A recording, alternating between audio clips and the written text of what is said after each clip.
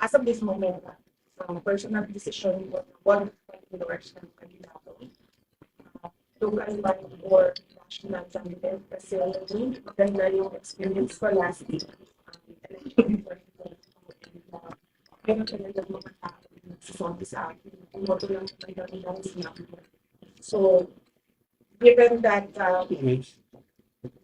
some people follow what I say, meron akong parang motivation na magsabi ulit ng gusto ng pero paalala ko lang sa ating mga ditante na pinag-isip na yung mga kandidato sa mga lugar.